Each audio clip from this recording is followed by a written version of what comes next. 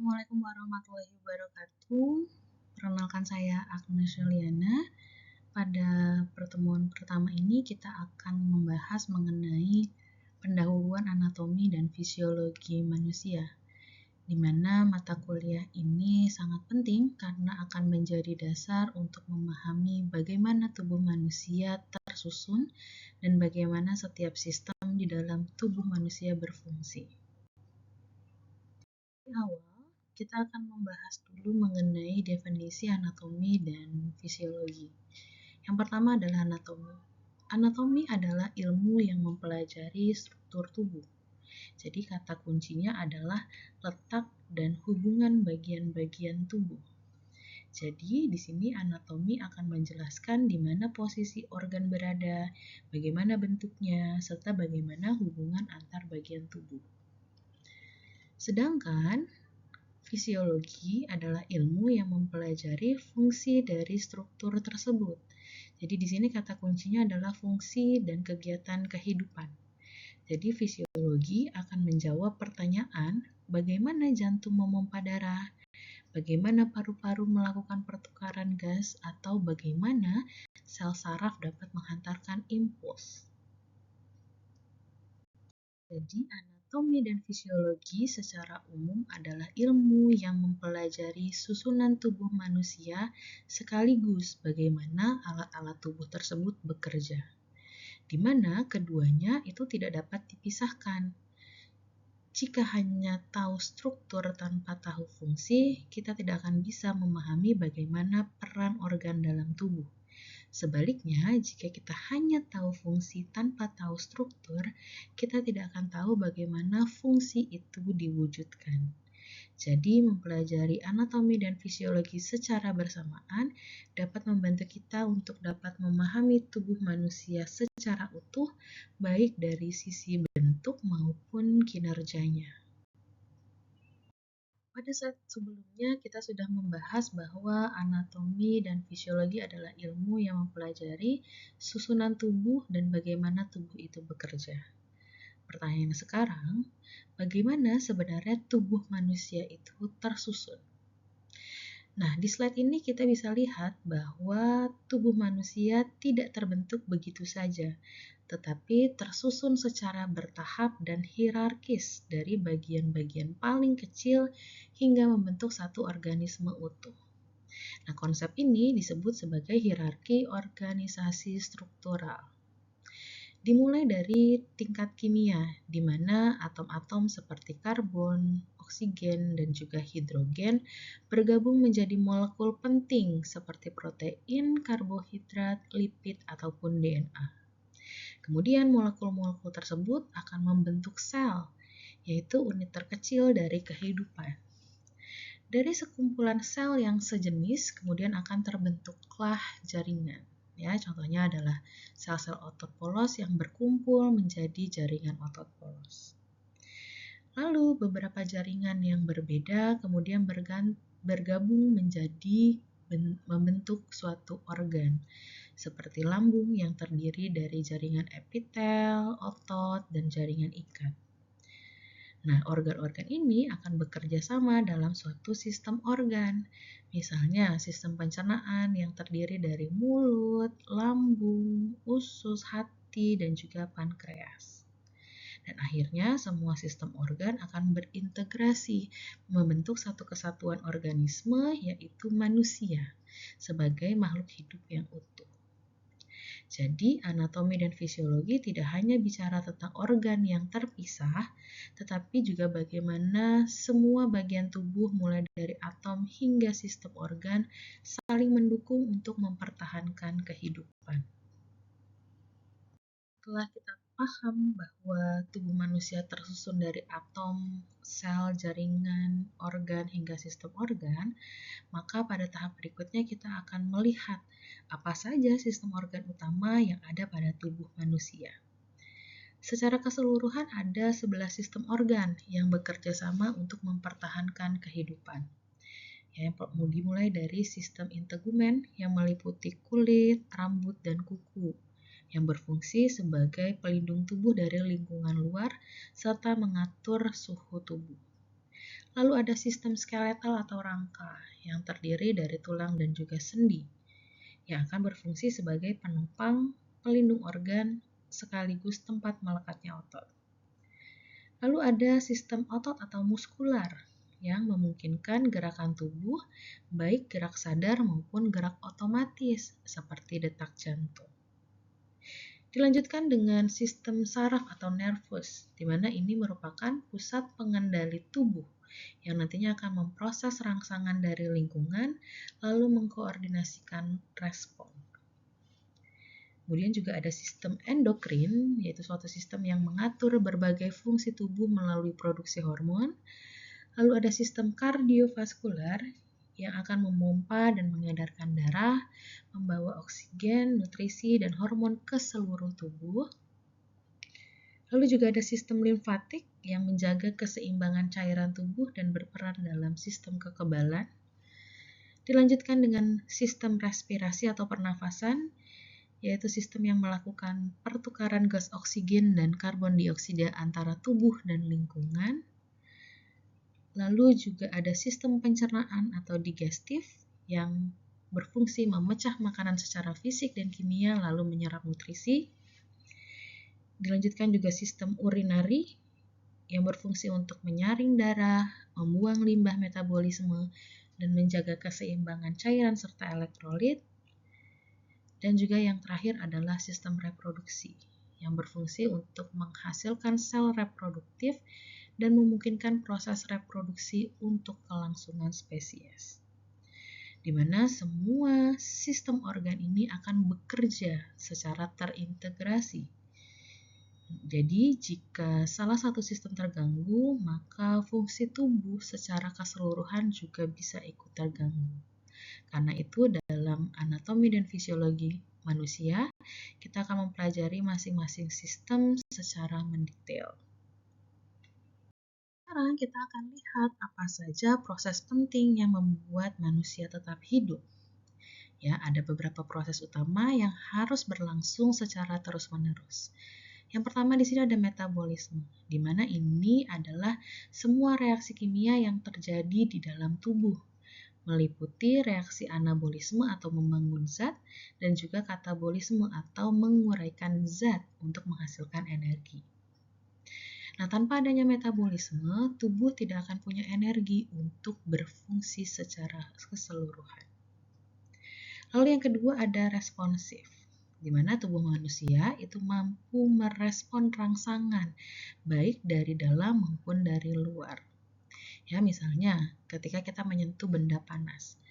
Di sini saraf akan segera memberikan sinyal ke otak agar tangan menjauhi sumber panas. Nah, ini adalah salah satu mekanisme responsif yang bertindak sebagai perlindungan. Kemudian yang ketiga ada bertumbuh, di mana sel-sel tubuh manusia membelah dan bertambah besar, sehingga manusia bisa mengalami pertambahan ukuran baik tinggi, berat maupun massa otot. Lalu dilanjutkan dengan proses keempat yaitu berkembang. Jadi tidak hanya bertambah besar, tubuh manusia juga mengalami perkembangan fungsi. Misalnya dari bayi ke anak, remaja, lalu dewasa. Di mana dalam proses ini terjadi proses pematangan sistem organ. Lalu proses yang kelima adalah bergerak, di mana gerakan tidak hanya yang terlihat seperti berjalan atau berlari, tetapi gerakan juga termasuk di dalamnya adalah gerakan internal seperti kontraksi otot jantung, pergerakan usus, hingga aliran darah.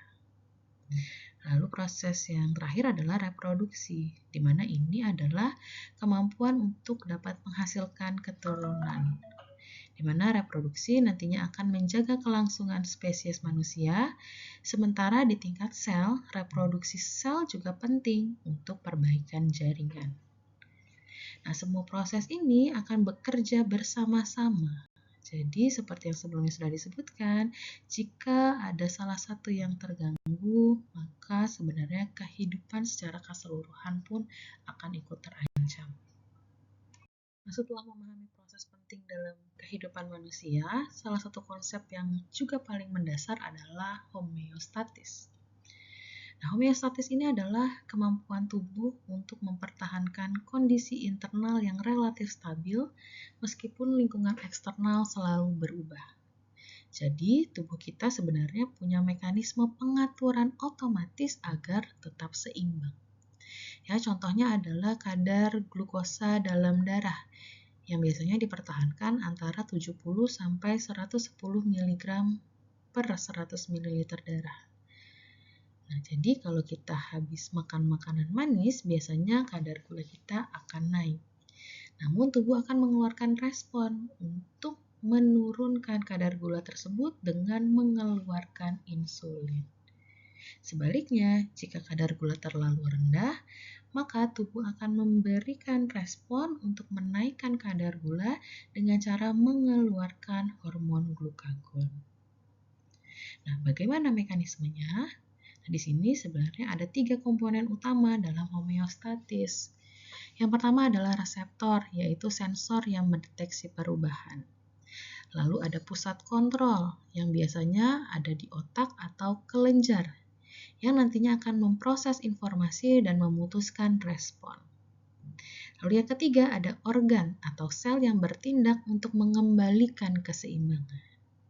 Jadi kalau kita lihat pada gambar siklus homeostatis pada slide, itu dimulai dari stimulus yang nantinya akan mengubah kondisi tubuh, lalu dideteksi oleh reseptor, dan diteruskan ke pusat kontrol. Dan kemudian efektor akan memberikan respon untuk mengembalikan keseimbangan. Jadi di sini homeostatis adalah kunci untuk mempertahankan kehidupan. Ya, tanpa mekanisme homeostatis ini, tubuh kita akan mudah sakit atau bahkan tidak dapat bertahan hidup. Nah, homeostatis ini itu berjalan melalui 2 jenis umpan balik, yaitu negatif dan positif. Yang pertama ada umpan balik negatif atau negative feedback, di mana ini adalah mekanisme utama tubuh dalam menjaga kestabilan.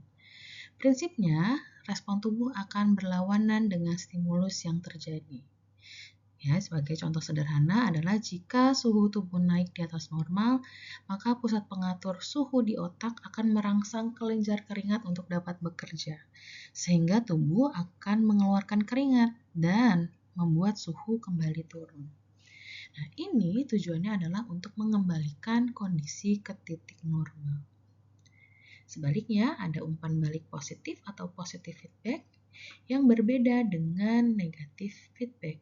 Yang umpan balik positif ini memiliki mekanisme justru memperkuat stimulus awal. Nah, biasanya ini terjadi pada proses khusus dan sifatnya sementara atau tidak dipakai untuk menjaga kestabilan umum pada tubuh manusia. Misalnya, contohnya adalah pada saat persalinan, di mana kontraksi rahim akan merangsang pelepasan hormon oksitosin. Lalu oksitosin akan memperkuat kontraksi, sehingga bayi bisa lahir. Semakin kuat kontraksi, maka semakin banyak oksitosin yang dilepaskan, sampai proses melahirkan selesai. Jadi di sini kita dapat menyimpulkan bahwa negative feedback berfungsi untuk menjaga kestabilan tubuh sehari-hari, sementara positive feedback itu dipakai pada situasi khusus yang membutuhkan penguatan respon. Slide berikut menggambarkan perbedaan yang mendasar pada contoh negative feedback dan positive feedback. Contoh pada negative feedback yang ada pada slide yaitu pengaturan tekanan darah, di mana saat tekanan darah naik, baroreseptor di pembuluh darah akan mendeteksi perubahan. Nah, informasi ini kemudian akan dikirim ke otak sebagai pusat kontrol, lalu otak akan mengirimkan sinyal ke jantung dan pembuluh darah agar menurunkan denyut jantung dan melebarkan pembuluh darah. Hasilnya, tekanan darah akan kembali normal. Sedangkan contoh dari positive feedback ini yaitu tadi ya proses persalinan, di mana saat kepala bayi menekan leher rahim, reseptor saraf akan mengirimkan sinyal ke otak sehingga otak nantinya akan merespon dengan melepaskan hormon oksitosin. Nah, hormon oksitosin ini juga keberadaannya akan makin memperkuat kontraksi rahim sehingga bisa dapat mendorong bayi lebih jauh ke bawah sehingga peregangan leher rahim akan semakin kuat. Nah, proses ini akan berulang sampai bayi lahir. Baru kemudian positive feedback ini akan berhenti. Pada slide ini kita bisa melihat contoh nyata dari mekanisme homeostatis, yaitu pengaturan suhu tubuh. Di mana suhu tubuh manusia itu sebenarnya harus dijaga normalnya sekitar 36 hingga 37,8. Kenapa harus dijaga pada suhu tersebut? Karena suhu tersebut dapat mempertahankan kerja enzim dan proses metabolisme dapat berjalan secara optimal. Nah, suhu tubuh ini itu diatur oleh hipotalamus yang terdapat di otak sebagai pusat kontrol. Nah, di sini ketika suhu tubuh naik, ya misalnya pada saat olahraga atau cuaca panas, reseptor pada kulit dan darah akan mendeteksi kenaikan suhu. Di mana di sini hipotalamus nantinya akan mengaktifkan pusat pengatur kehilangan panas. Hasil yang dihasilkan adalah pembuluh darah di kulit nantinya akan mengalami pelebaran atau vasodilatasi, sehingga akan lebih banyak panas yang dilepaskan keluar. Nah, kelenjar-kelenjar keringat juga akan menjadi aktif dan menghasilkan keringat. Nah, ketika keringat menguap, maka suhu tubuh akan menjadi lebih dingin. Akhirnya suhu tubuh akan turun kembali ke posisi yang normal. Sedangkan ketika suhu tubuh turun, ya misalnya adalah ketika cuaca dingin, maka reseptor akan mendeteksi suhu darah yang lebih rendah dari normal. Lalu hipotalamus pada otak akan mengaktifkan pusat penghasil panas, ya, di mana akan memberikan respon pembuluh darah di kulit akan menyempit atau mengalami proses vasokonstriksi agar panas tidak hilang. Lalu juga otot rangka akan mulai berkontraksi atau menggigil sehingga nantinya akan menghasilkan panas tambahan. Nah, suhu tubuh pun nanti lama-kelamaan akan kembali naik hingga menuju normal. Nah, di sini kita bisa lihat bahwa tubuh akan bekerja dengan mekanisme umpan balik negatif, yaitu respon dengan cara berlawanan dari stimulus, sehingga kondisi tubuh akan kembali stabil. Nah, untuk lebih jelasnya, mari kita lihat beberapa contoh nyata dari homeostatis dalam tubuh manusia. Yang pertama adalah pengaturan suhu tubuh atau termoregulasi, di mana tubuh selalu berusaha untuk menjaga suhu sekitar 36 hingga 37 derajat Celcius. Dan saat suhu tubuh meningkat, maka keringat dan pelebaran pembuluh darah akan membantu untuk mendinginkan tubuh. Sedangkan saat dingin, tubuh akan menggigil dan pembuluh darah menyempit untuk menghemat panas dalam tubuh.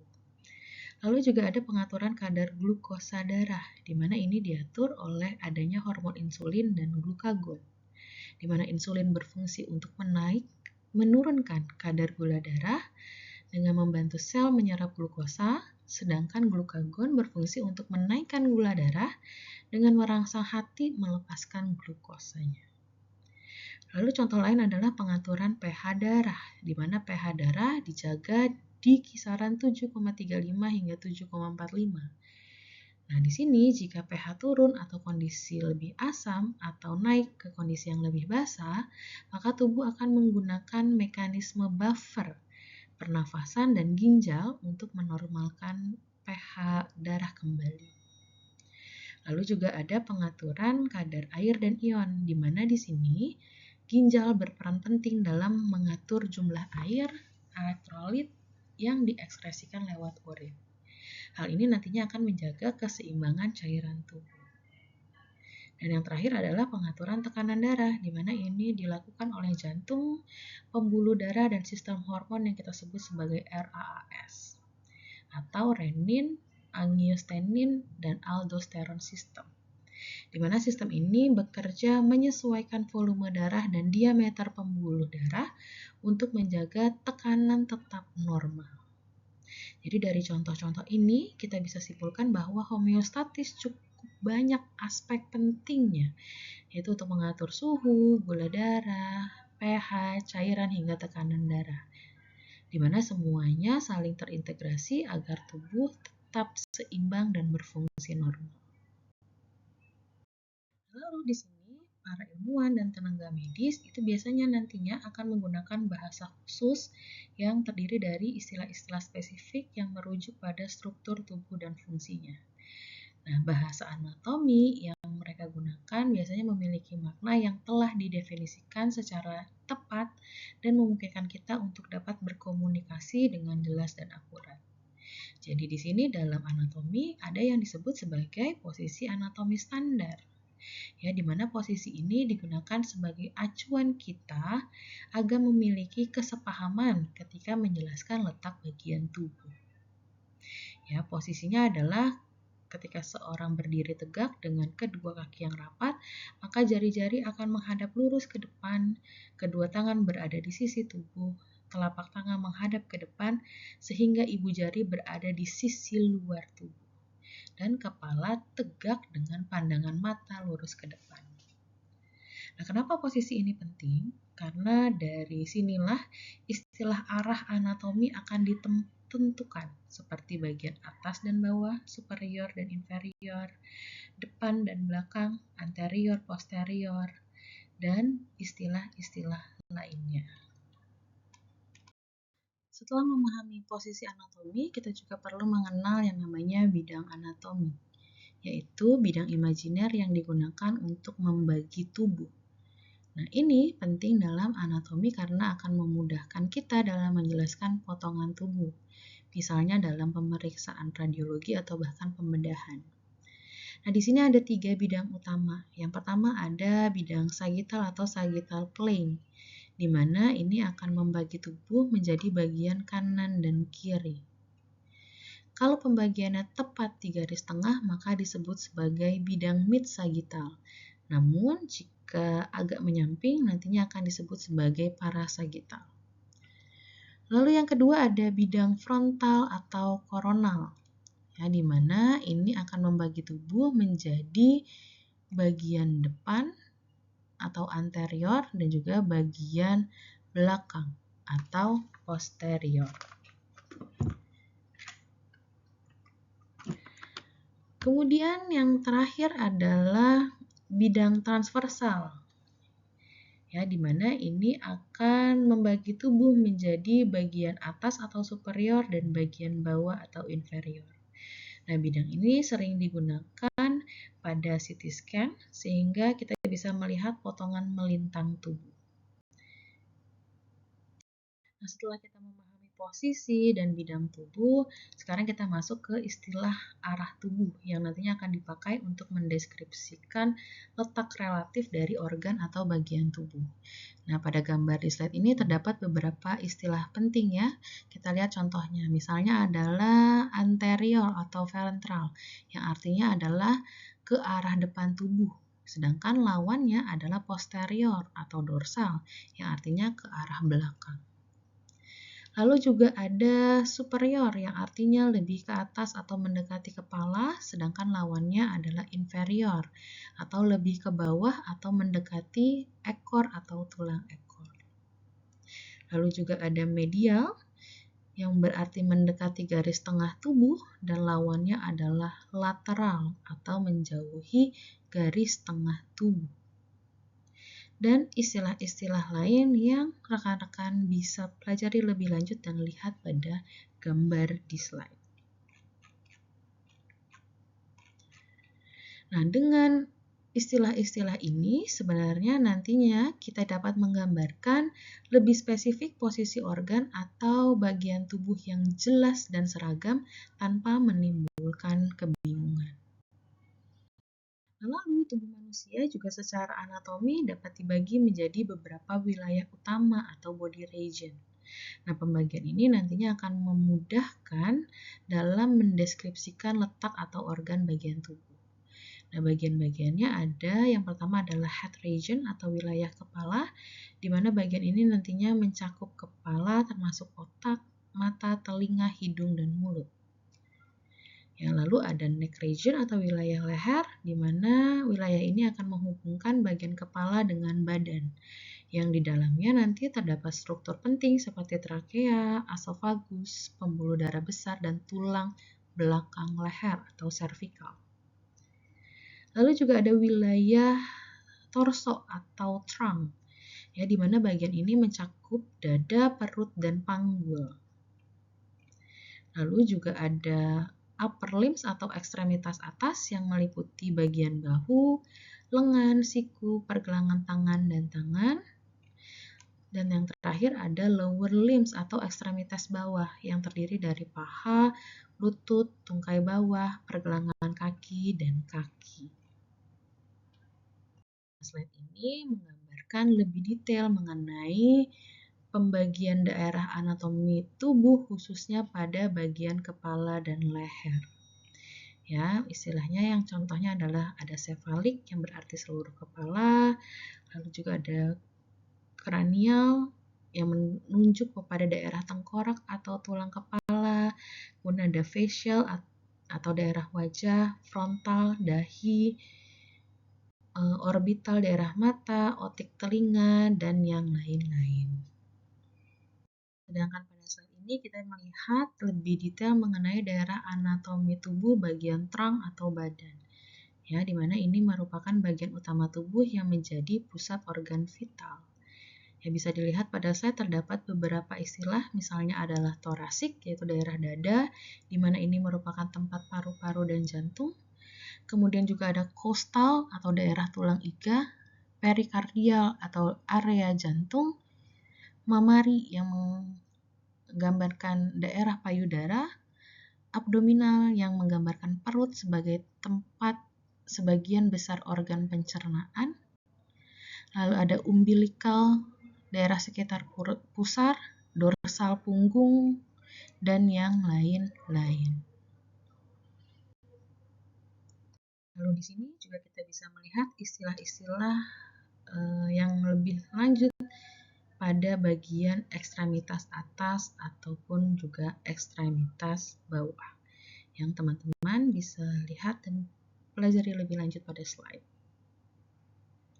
Nah, setelah mengenal pembagian wilayah tubuh, kita masuk ke bagian rongga tubuh manusia atau body cavities, di mana rongga ini adalah ruang di dalam tubuh yang melindungi serta menampung organ-organ vital.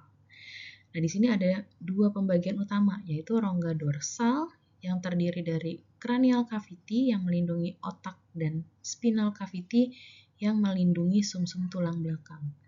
Lalu ada rongga ventral yang terbagi lagi menjadi dua bagian besar, yaitu ada thoracic cavity yang berisi paru-paru, jantung, trakea, bronkus, dan esophagus yang dilindungi oleh tulang rusuk. Lalu juga ada abdominopelvic cavity yang dipisahkan oleh diafragma. Nantinya akan terbagi lagi menjadi abdominal cavity dan juga pelvic cavity. Nah, di sini yang perlu diingat adalah diafragma berperan penting sebagai pemisah antara rongga toraks dan rongga abdomen, serta nantinya akan berfungsi dalam proses pernafasan. Kemudian di sini setelah paham mengenai struktur tubuh, rongga, tempat organ-organ itu berada, sekarang kita akan membahas mengenai bagaimana tubuh dapat bergerak, di mana gerakan tubuh ini dijelaskan dengan istilah-istilah anatomi tertentu agar lebih jelas arah dan jenis pergerakannya.